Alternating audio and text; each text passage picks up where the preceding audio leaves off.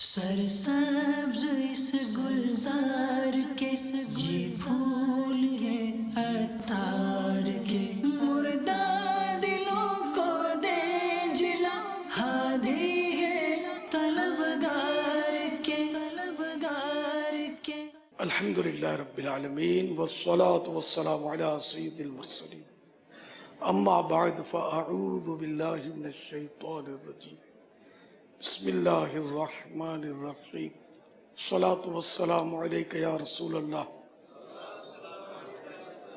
وعلی آلک واصحابک یا حبیب اللہ الصلاة والسلام علیک یا نبی اللہ وعلی آلک واصحابک یا نور اللہ.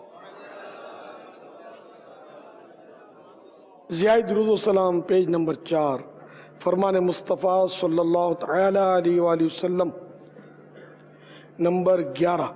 جس نے دن اور رات میں میری طرف شوق و محبت کی وجہ سے 3 مرتبہ درود پاک پڑھا، اللہ پاک پر حق ہے کہ وہ اس کے اس دن اور اس رات کے گناہ بخش دے.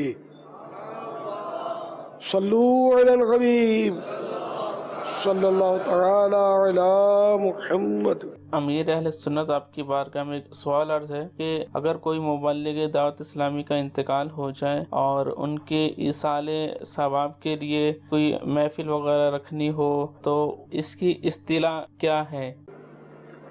تو ایصال ثواب کا اجتماع ہوتا ہے کہ فلاں کے والد کے لیے، فلاں کی ماں کے لیے، دادا کے لیے، اس طرح ہوتا ہے نا. مبلغ ہی کے لیے تو نہیں جا رہے نا. کسی طرح بھی مجلس کو ایکٹیو رکھنا ہے آپ کو، تو یہ بھی ایک کام ہے، ثواب کا کام ہے، اور یہ بھی نیکی کی دعوت اس سے عام ہوگی. ایصال ثواب کا بیان کریں گے، اس میں بھی ظاہر ہے کہ وہ آپ نیکی کی دعوت ہی تو دیں گے. حدیثیں سنائیں گے، آیتیں سنائیں گے، روایتیں سنائیں گے، نیکی کی دعوت ہوگی. تو یہ روز ہونا چاہیے. اگر آپ کی مجلس ایکٹیو ہو جانا تو اتنے لوگ، کوئی ایسا گھر ہے نہیں جس میں فوتگی نہ ہوئی ہو. جیسے وہ ایک بڑھیا کا واقعہ کہ اس کا بیٹا فوت ہو گیا تو اس نے قبضہ کر لیا لاش پر کہ میں دفنانے ہی نہیں دوں گی، میرا بیٹا ہے. تو مانتی نہیں تھی. تو اب کسی کوئی سمجھدار آدمی کو لایا گیا کہ اس کو بڑھیا کو سمجھاؤ. تو اس نے کہا میں تو آپ کے بیٹے کو زندہ کر سکتا ہوں، لیکن ایک شرط ہے کہ آپ کسی ایسے گھر سے مجھے پانی کا گلاس لا کر دیں تاکہ میں اس پہ پڑھ کے اس پر چھڑکوں. تو بڑھیا نے کہا اس میں کیا مسئلہ ہے، اب بھی گئی میں. اب وہ گھر گھر گئی تو کسی نے کہا ہمارے ہاں تو دادا فوت ہو گئے، کسی نے کہا پوتا فوت ہو گیا، کسی نے کہا بھائی فوت ہو گیا. کوئی گھر ایسا خالی نہیں ملا جس میں کبھی کوئی انتقال نہ کیا ہو. اب بڑھیا کا دماغ ٹھکانے پر ہے کہ سب کے ہاں جب اموات ہوئی ہیں تو میرے ہاں کوئی نئی چیز تو نہیں ہوئی. تو اب اس نے تدفین کی اجازت دے دی. یہ سمجھانے کے لیے شاید ایک کوئی حکایت ہے، اگرچہ وہ موضوع ہو لیکن بناوٹی ہو، سمجھانے کے لیے اچھی ہے. تو یوں ہر گھر میں فوتگی ہوتی ہے تو آپ کو فرصت نہیں ملے گی، اور یہ بہانہ ہے نیکی کی دعوت کا، نماز کی دعوت کا، مسجد اور تحریک کا، اور آپ کی مجلس کے اراکین کو ایکٹیو کرنے کا. دیکھو 2 نل ہوتے ہیں اپنے بیسن میں، عام طور پہ 2 نل ہوتے ہیں، اور زیادہ تر ایک نل میں سے پانی نکالتے ہیں، استعمال کرتے ہیں. دوسرے نل کا جو دستہ ہوتا ہے، ہینڈل، وہ اس کا رنگ چینج ہوتا ہے، اور جو ایکٹیو ہوتا ہے اس کا رنگ تھوڑا نکھرا ہوا ہوتا ہے. یہ میرا خیال ہے سبھی پہنچ جائیں گے یہ غور کیا ہوا تو اس لیے کہ جو پانی چلتا ہے وہ درست رہتا ہے، جو کھڑا رہتا ہے وہ خراب ہو جاتا ہے. تو اس طرح کل پرزوں کا بھی حال ہے کہ وہ چلتے رہتے ہیں تو رواں رہتے ہیں، اور ورنہ یہ جام ہو جاتے ہیں، خراب ہو جاتے ہیں. تو اپنے عیسائی بھائیوں کو اگر آپ چلتا رکھو گے، ایکٹیو رکھو گے تو یہ کام کے رہیں گے، ورنہ پھر ادھر ادھر یہ ہو جاتے ہیں اور طرح طرح کے وہ مسئلوں میں پڑ جاتے ہیں. نہ کرنے کے کاموں میں پھر یہ گھس جاتے ہیں. تو ان کو بالکل اپنے اس کام پہ لگا کے رکھیں کہ وہ نیکیاں سمیٹنے سے ان کو فرصت ہی نہ ملے کہ ادھر ادھر یہ نکلیں. تو یہ ڈیلی اجتماع، یعنی ایک دن میں 10 ہو سکتے ہیں، کرنے والا چاہیے. تو کون سا گھر ہے جس میں فوتگی نہیں ہوئی، اور کون نہیں چاہتا کہ اس کے گھر میں جس کا انتقال ہوا اس کو ایصال ثواب کیا جائے. آپ لوگوں کی اتنی محبت پیدا ہو جائے گی لوگوں کے دلوں میں کہ بس یہی لوگ ہیں جو کچھ ہے. کہ ہمارے دادا بیچارے بوڑھے، ہم جن کو ایصال ثواب کرنے میں کتراتے ہیں، یہ لوگ پہنچ گئے. इसाले सवाब के लिए। दावत इस्लामी वाले जी बड़े अच्छे लोग हैं, नेक नामी भी बड़ी होगी दावत इस्लामी की।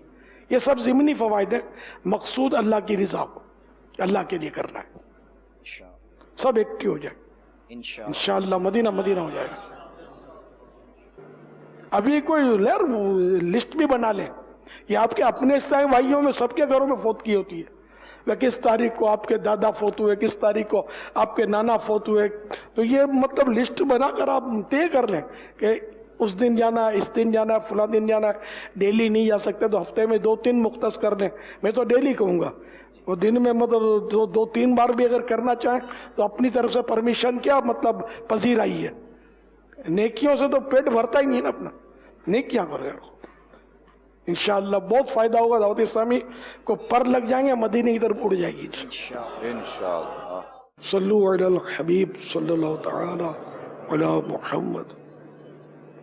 अर्ज़ है कि हम हर मुज़ाकरे में आपसे बैत लेते हैं और उसमें एक वादा करते हैं कि हम गुनाह नहीं करेंगे, और गुनाह सरज़द हो जाते हैं, तो उसके बारे में क्या हुक्म है? अगर इरशाद फरमाते वादा करते वक्त ये नीयत थी कि गुनाह करूँगा, तब तो ये वादा खिलाफी हुई, और वादा खिलाफी का भी गुनाह होगा, चाहे गुनाह ना किया हो, लेकिन कहते वक्त तो नीयत थी ना मैं गुनाह करूँगा। नियत होती भी नहीं है, लेकिन सरजद हो जाए, सरजद हो गया तो उसको वादा खिलाफी नहीं कहेंगे, तौबा करें। आजकल मोबाइल में एप्लीकेशन की सूरत में लूडो मौजूद है, तो इसको खेलना जायज़ है या नहीं? लूडो तो ये तो सर लहव लईब में आएगा ना, तो बिल्कुल इसकी मुमानत है। अमीर अलैहिस्सलाम से अर्ज़ है कि जैसे वीडियो खेलने वालों के जो मामलात होते हैं वो कई कई घंटे खेल रहे होते हैं। गेम्स ऐसा भी होता है कि इनकी एक लिमिट बनी हुई है, 6 घंटे तक खेलने के बाद ख़ुद कॉल करेगा वो कि भाई आपने बहुत ज़्यादा ओवर यूज़ कर लिया है, और वो 6 घंटे करने के बाद कॉल करता है, यानी ख़ुद उसको मेमोरी कॉल कर रही होती है कि भाई बहुत ओवर खेल लिया आपने। 6 घंटे पे जाकर ये कॉल करती है, वो फिर भी खेल रहे होते हैं। अब ऐसे इसके नताइज इस तरह के भी आते हैं कि इस तरह मुनहमिक हो जाते हैं लोग। तो क्या आप इस ताल्लुक़ से मदरी फूल देंगे कि ये वीडियो गेम कोई आखिरत को बनाने की बेहतरी का बड़ा अच्छा सबब है या क्या है? ऐसे मामले में एक अक्लमंद आदमी को क्या करना चाहिए? ऐसे वीडियो गेम के तो करीब भी नहीं जाना चाहिए, जो इस तरह मतलब इंसान को यानी कि बिल्कुल यानी कि एक तरह से जकड़ लेता है, और एक नशा है कि मतलब ये छूटता नहीं है फिर, शायद इस तरह का अंदाज़ है। इससे तो बिल्कुल बचना चाहिए, नमाजें भी हो सकता है कज़ा हो जाती हूँ इसमें। और वीडियो गेम में बाज़ औक़ात लिबास कैसा, म्यूज़िक कैसा और कई किस्म की और चीज़ें भी इसमें होती ही हैं। इसको कई गुनाहों का मजमुआ होता होगा ये, अल्लाह ताला इससे बचाए हमको। इसको खेलने वाले बाज़ औक़ात ये कहते हैं कि माइंड फ्रेश करने के लिए हम कर रहे हैं, तो कोई मसला नहीं है इसमें। अला बिज़िक्रिल्लाह तत्मइन्नुल क़ुलूब, बेशक अल्लाह का ज़िक्र ही दिलों के इत्मीनान का ज़रिया है। वो अल्लाह की याद से माइंड फ्रेश होगा, दिल क्लियर होगा, साफ़ होगा। ये मतलब माइंड को गंदा करते हैं, ये धोखा देते हैं कि फ्रेश करते हैं। 6 घंटे किसी भी काम में अगर यकसुई के साथ आदमी लगेगा तो आधा पागल हो जाएगा, दिमाग काम करना छोड़ देगा।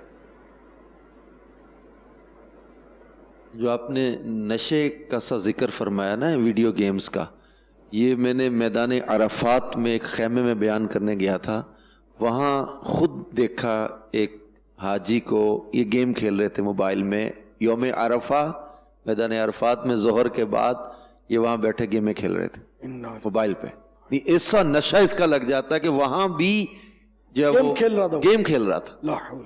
मतलब मैंने खुद देखा, और मैं मतलब इतना मेरा दिल अजीब कैफियत में चला गया कि यहाँ आकर भी ये नशा नहीं टूटा इसका। यानी वो जो आपने एक फरमाया नशे किसी इसके अंदर जो है ना वो है ऐसा कि गेम में ऐसे खो जाते हैं और ऐसा इसका लग जाता है। कमाल है, हालांकि वो तो कैसा कबूलियत का वक्त है।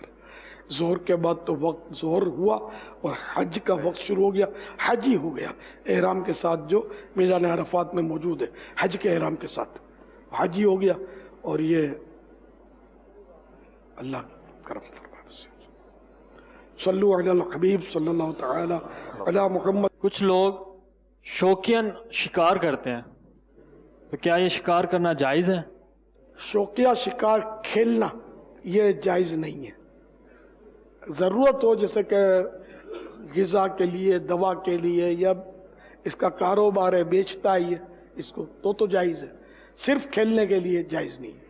بعض اوقات قبریں مطلب اسلام والدین کی ایسی جگہ پر ہوتی ہیں جہاں پر قبر کے سینٹر میں بیچوں بیچ، تو گزرگاہ کا اندازہ نہیں ہوتا کہ قبر نیچے قبر ہے یا نہیں.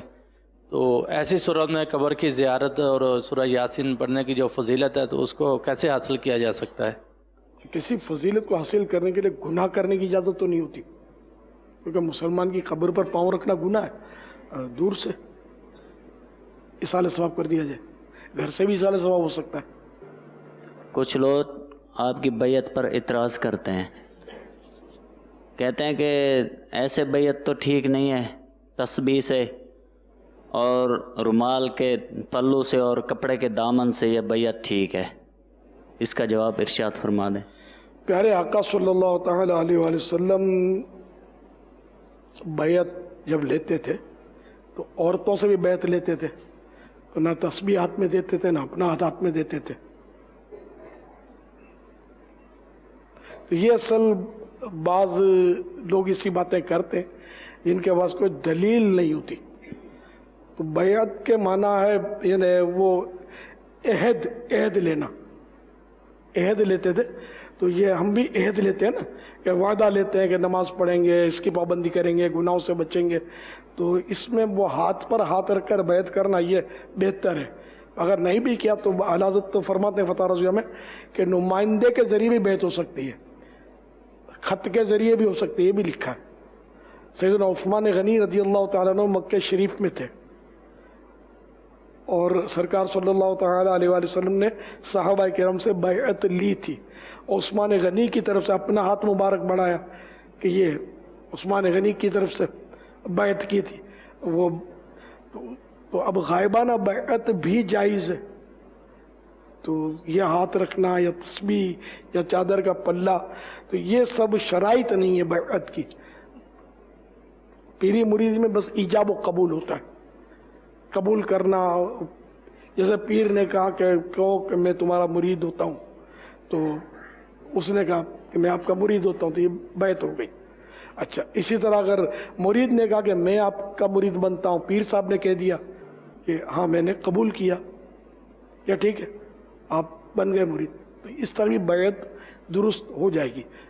تو جو بھی کہتے ہیں نا دلیل ان کے ذمے ہوتی ہے، ان سے بحث نہ کی جائے. یہ بعض اوقات مطلب اب یہ جس کیٹیگری کے لوگ ہوتے ہیں نا، جس انداز کے، تو وہ شاید آپ کو پتہ نہیں اندازہ ہوا ہی نہیں ہوگا، یہ عام طور پر شریعت کے پابند نہیں ہوتے. اس طرح کے لوگ جو ایسی باتیں کرتے ہیں نا، اخلاقی طور پر بھی انداز ان کا عجیب و غریب ہوتا ہے. یہ خواب کے ذریعے بھی بیعت ہو سکتی ہے کیا؟ خواب کے ذریعے بیعت یعنی کہ جو پیری مریدی جو باقاعدہ ہے نا، وہ ابھی تک تو کوئی سی دلیل میرے پاس نہیں کہ خواب کے ذریعے ہو جائے، کہ وہی پیری مریدی کا جو انداز ہے. ہاں وہ الگ بات ہے، غوث پاک کی زیارت ہو جائے، غوث پاک فرما دیں کہ میں نے آپ کو اپنا مرید کیا، اس کی برکتیں ضرور اچھا خواب ہے، لیکن کسی کے ہاتھ میں ہاتھ تو دینا چاہیے جاگتے میں. صلو علی الحبیب صلی اللہ تعالی علی محمد. مسلسل 3 سال سے آ رہا ہوں، اور پچھلی دفعہ جب آپ کی زیارت ہوئی تھی تو میرے دل سے ایک دعا نکلی تھی کہ یا اللہ، امیر اہل سنت سرکار کی زیارت کروائی ہے اور فضان مدینہ دکھایا ہے، تو مکہ مدینہ بھی دکھا دے.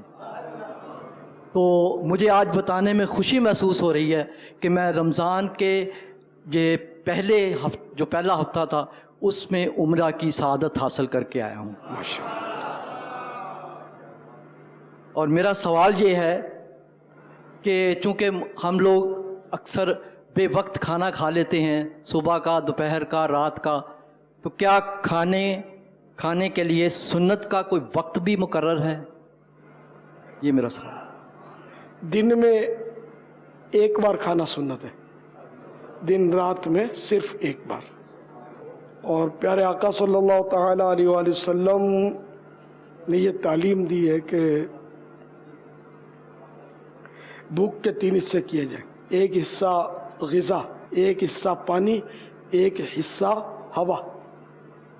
اب ہم لوگ کیا کرتے ہیں کہ غذا والا حصہ تو بھر لیا، پانی والا حصہ بھی بھر لیتے ہیں غذا سے، ہوا والا حصہ بھی غذا سے بھر جاتا ہے، اور چورن کی بھی جگہ بچتی نہیں ہے۔ لیکن پھر زبردستی مزید حالت یہ ہوتی ہے کہ پیٹ بھر جاتا ہے، دل نہیں بھرتا، جی چاہتا ہے کہ اب بھی کھاؤں، لیکن اب ظاہر کہ گنجائش نہیں ہوتی۔ تو پھر اس صورت میں طرح طرح کی بیماریاں تو ہونی ہے۔ آج کی زیارت کے صدقے دعا کر دیجئے کہ ہم جتنے یہاں بیٹھے ہیں ہم سب عمرے کی سعادت حاصل کریں۔ آپ نے کم مانگا، حج کی بھی تو دعا ہو سکتی تھی۔ بالکل، آمین آمین آمین آمین۔ تو حج ہم سب کو اللہ حج نصیب فرمائے، آمین، بار بار نصیب فرمائے، اور ہر وقت ہماری نظروں میں حضور پاک کا روزہ رہے۔ کاش، اور حضور پاک کی سیرت بھی رہے اور نقش قدم پر چلنا بھی رہے۔ صلو علی الحبیب صلی اللہ تعالی علی محمد۔ آپ کی بارگاہ میں ایک پنجابی کلام جو کہ حضرت سلطان باہو رحمۃ اللہ تعالیٰ علیہ سے منسوب ہے، اس کے ایک شعر کی وضاحت چاہتا ہوں۔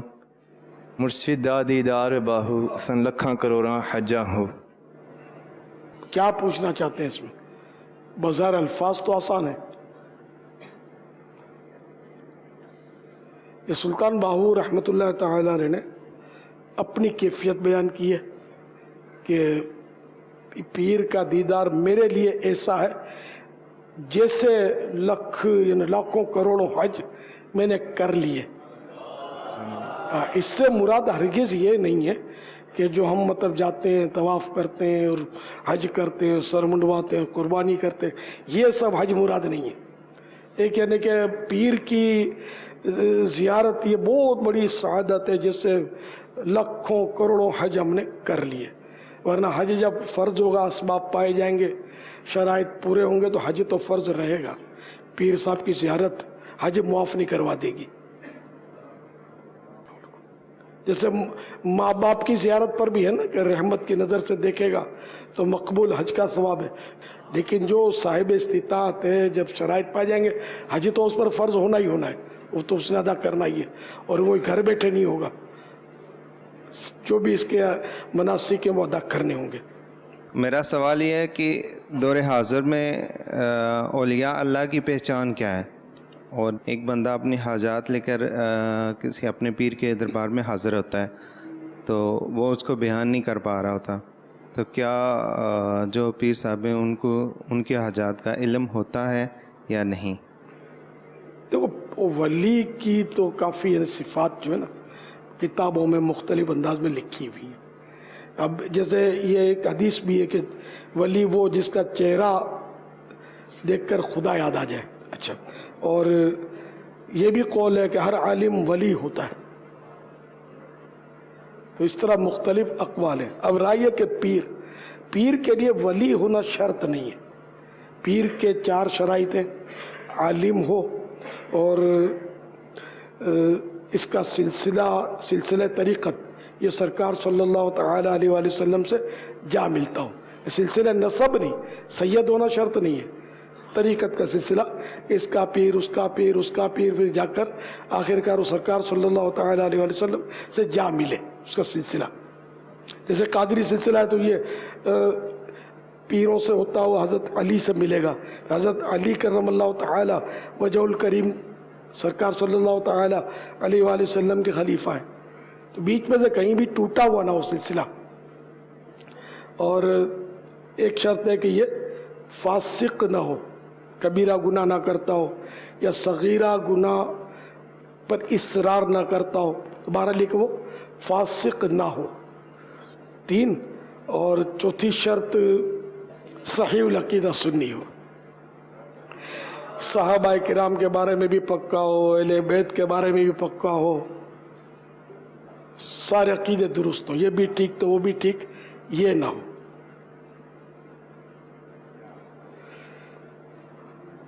तो बहरहाल ये कि इसमें विलायत का कहीं भी शर्त का जिक्र नहीं है कि विलायत शर्त है। सल्लु अलल हबीब सल्लल्लाहु तआला अला मुहम्मद। मेरा नाम मोहम्मद अशरफ शाहीन है और लाहौर से हाज़िर हुआ हूँ।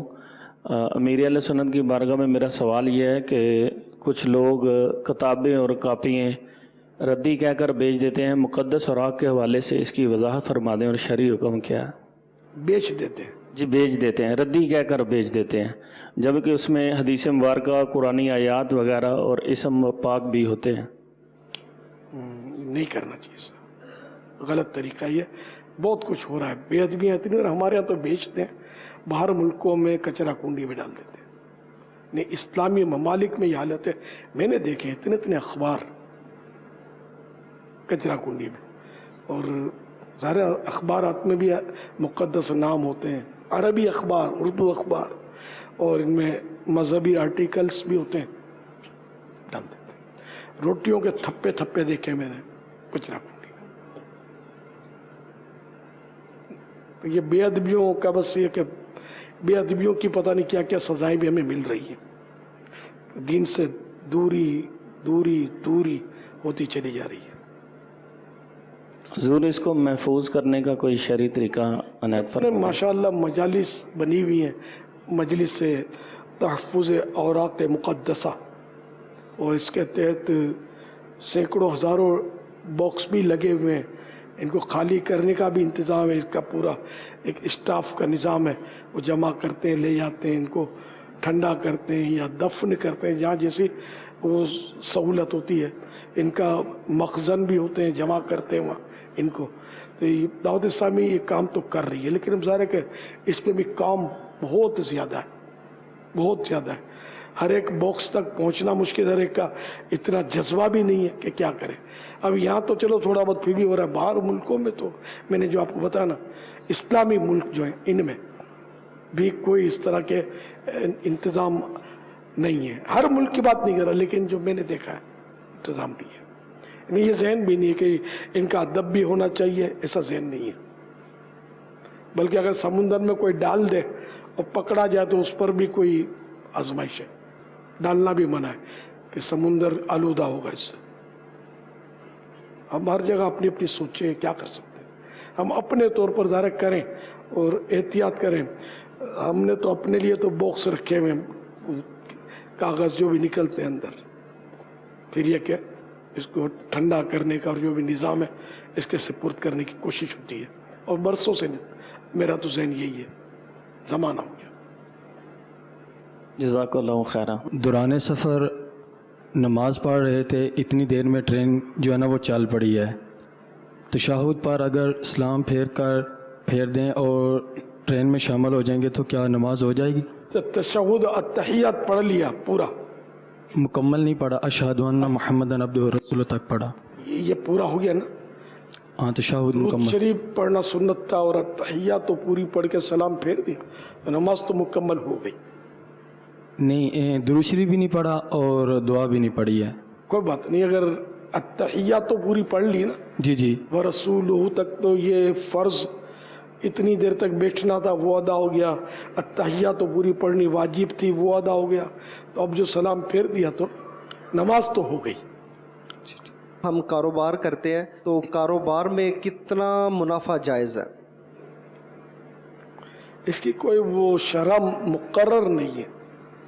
आला हज़रत लिखते हैं कि एक कागज़ का टुकड़ा 1000 रुपये का बेच सकते हैं, लेकिन अब फिर बाद सूरतें ऐसी होती है कि जिसमें मुमानत आ जाती है, जैसे हकीम हो वो भाव मुकर्रर कर दे तो अब उसकी पैरवी की जाएगी, तो इस तरह है। लेकिन अब जनरली जो हम चीज़ें बेचते हैं या ज़ख़ीरा अंदोज़ी की मुमानत है वो अपनी जगह पर है, उसके अपने मसाइल है। जनरली जैसे वो आप कपड़ा बेचते हैं मिसाल के तौर पर, तब इसमें कोई सी बात नहीं है कि 1 रुपये की जगह 100 रुपये नफ़ा ले लिया, 50 रुपये नफ़ा ले लिया, मगर इस पर झूठ ना बोले, धोखा ना दे, और फिर भी मुसलमानों की खैर खाई अपनी जगह पर है کہ اتنا مہنگا نہ بیچے کہ مسلمان تکلیف میں آ جائے. اور آج کل ہو یہ رہا ہے, ہر ایک مطلب یعنی کہ لوٹ مار پہ تلا ہوا ہے. جنرل بات کر رہا ہوں کہ وہ سب کو نفع اتنا چاہیے, غریب تکلیف میں آ گئے. یا سیدی سوال ہے کہ جب کسی کا انتقال ہوتا ہے مرد یا عورت تو سرانے قرآن پاک رکھا جاتا ہے, کیا یہ قرآن پاک رکھنا سرانے جائز ہیں؟ انتقال ہونے کے بعد؟ جی انتقال ہونے کے بعد. اچھا, تو برکت کے لیے رکھتے ہوں گے, بظاہر کوئی ممانعت کی تو وجہ نہیں ہے اس میں.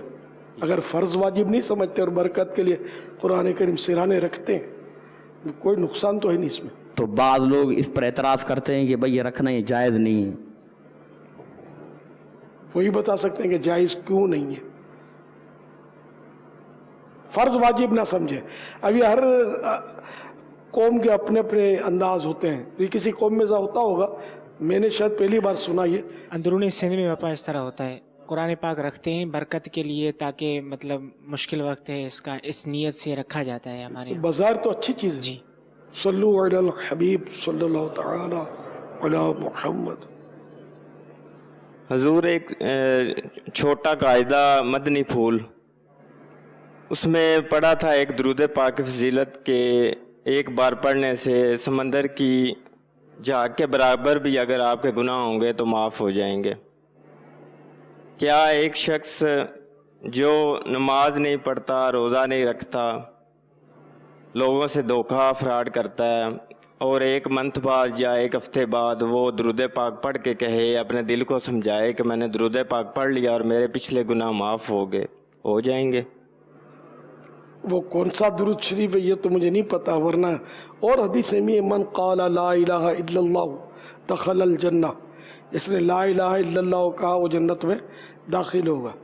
تو اب آگے محمد رسول اللہ صلی اللہ تعالی علیہ وآلہ وسلم کا حدیث پاک میں تذکرہ نہیں ہے, لیکن ظاہر پھر ان کی شروعات ہوتی ہیں کہ اس سے تمام ضروریات دین اس میں شامل ہوتے ہیں, جبھی جا کر وہ ایمان والا ہے تو وہ جنت میں داخل ہوگا. اب اللہ کی مشیت پر ہے کہ وہ اس کو بے حساب جنت میں داخل کر دے, یا اس کو جو گناہ کیے اس کی سزائیں ملے اور وہ جنت میں داخل ہو. تو اسی طرح یہ فضائل جو ہے تو ان میں اللہ کی مشیت پر ہوتا ہے, اس کی مرضی پر ہوتا ہے کہ وہ جس کو چاہے بے حساب بخش دے, جس کو چاہے عذاب دینے کے بعد بخشے, جس کو چاہے ادھورا عذاب ہو اور شفاعت سے اس کی بخشش ہو جائے. یہ تو ہے اعلیٰ حضرت فرماتے ہیں کہ کسی بھی مسلمان کو پورا عذاب نہیں ہوگا, اس سے پہلے شفاعت سرکار کی شفاعت کی برکت سے وہ نجات پا جائے گا انشاءاللہ. کیونکہ اگر عذاب پورا ہو کر نجات ملنی ہے پھر شفاعت کے معنی کیا, وہ تو ویسے ہی آزاد ہونا ہی ہے اس نے, تو سفارش کام آئی تو پہلے چھٹکارا مل گیا نا انشاءاللہ. بہت شکریہ, دعا میں یاد اس لیے گناہ تو کرنے ہی نہیں ہے, کیونکہ اللہ بے نیاز اگر کسی ایک گناہ پر, چھوٹے گناہ پر پکڑ لیا اس نے تو پھر کیا ہوگا. یہ گمراہی کے راستے ہوتے ہیں بعض اوقات, یہ شیطان بہکا دیتا ہے. وہ ایک ہمارا طالب علم تھا جامعۃ المدینہ کا, اور کئی سال ہو گئے اس کو, تو اس نے فیضان سنت میں بسم اللہ کے فضائل پڑھے, تو وہی اسی طرح کا کوئی فضیلت پڑھ لی گناہ معاف ہونے کی, تو بس اس نے ذہن پہ لے لیا کہ گناہ تو معاف ہو جاتے, اس میں کیا ہے. یعنی وہ بیچارہ جامعۃ المدینہ چھوڑا, اس نے داڑھی منڈی شرابیں پینے لگا اور آزاد ہو گیا. مجھے بسم اللہ پڑھ لیتا ہوں میں, کافی ہے, نعوذ باللہ من ذالک. شیطان نے اس کو بہکا دیا. پھر اس کو میرے پاس لے آئے تھے سائیں بھائی, سمجھا بجھا کر, میں نے سمجھا لیکن یہ بہت دور نکل چکا تھا بیچارہ, ہاں کر رہا تھا, کوئی میرے سے بحث نہیں کی اس نے, لیکن ایسا لگا کہ بہت دور نکل چکا ہے بیچارہ. اللہ اس کو سچی توبہ نصیب کرے. اب پتہ نہیں کہ وہ راہ راست پر آیا یا کیا ہوا, تو یہ بھی ہوتا ہے مطلب. تو اس لیے علماء کی صحبت ہو اور اللہ بس عقل سلیم نصیب فرمائے کہ ایک فضیلت کی روایت پڑھ کر آدمی سب کچھ یعنی کہ کر ڈالے, تو گناہوں کی وعیدیں بھی تو ہیں نا, ان پر بھی نظر رکھے. قرآن کریم کی آیت ہے وَامْتَازُوا الْيَوْمَ أَيُّهَا الْمُجْرِمُونَ, آج کے دن اے مجرموں الگ الگ ہو جاؤ, الگ الگ پھٹ جاؤ. है ना, जुदा जुदा। तो इसमें यह कि हज़रत आदम सफ़ीउल्लाह अला नबीना वालेस्सलातु वस्सलाम को हुक्म होगा कि क़यामत के रोज़ कि अपनी औलाद में से 1000 में से 999 मुजरिमों को अलग कर दो, 999, तो 1000 में से एक बचा। तो हर एक को डरना चाहिए कि यार मेरा किरदार क्या है, मैं इस काबिल तो नहीं कि 1000 में से एक मैं हूँगा, इतना नेक तो हूँ नहीं मैं। फिर किसी को पता नहीं कि खात्मा कैसा होगा, हमें तो नहीं पता। अल्लाह बुरे खात्मे से बचाए, ईमान सलामत रखे, लेकिन ये खौफ तो हर वक्त रहना ही चाहिए कि पता नहीं मेरा खात्मा कैसा होगा। तो यूँ मतलब ये कि ये डराने वाली बातें ना, इनको भी बंदा पेश नज़र रखे और रहमत से भी नज़र ना हटाए। खौफ और रजा दोनों कैफियत होनी चाहिए। सल्लु अलल हबीब सल्लल्लाहु तआला अला मुहम्मद। इन हर अकीदे में, अहले सुन्नत के जितने भी अकीदे हैं, हर अकीदे में बिल्कुल पक्का हो और फिर भी डरता रहे कि मेरे खात्मा कैसा होगा, अल्लाह से डरता रहे। बाज़ ऐसे नादान देखें, यार हम बहुत पक्के हैं, अपने को कुछ नहीं होता, इससे उलझते हैं उससे उलझते हैं, फिर बाज़ औक़ात शैतान उसको उलझा के रख देता है। सवाल यह है कि नमाज सफ़र दौरान गाड़ी ना रुकने से कज़ा हो जाए तो वो कज़ा कसर पड़ी जाएगी या अदा पड़ी जाएगी? सफ़र में जो कज़ा हुई तो वो अगर चाहे सफ़र में कज़ा करता है चाहे अपने घर में आकर करता है, वो कसर ही कज़ा करेगा।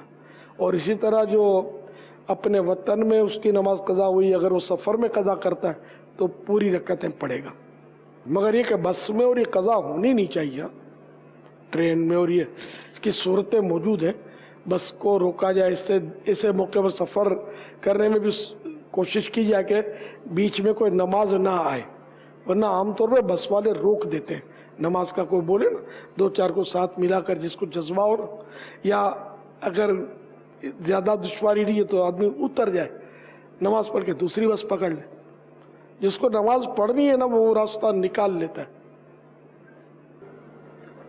आपकी बारगाह में ये अर्ज़ है कि हमें ये बताइए कि इस्लामी भाई माहौल में आ जाते हैं, अच्छे खासे काम करने की तरकीब बन जाती है और फिर कोई ऐसा सिलसिला बनता है, आमाल के अंदर कोई ऐसी कमी आती है, फिर रफ्ता रफ्ता एक ईंट दीवार से निकलती है तो फिर दूसरी निकलती है, फिर शगाफ बन जाता है और हत्ता कि दीवार गिर जाती है।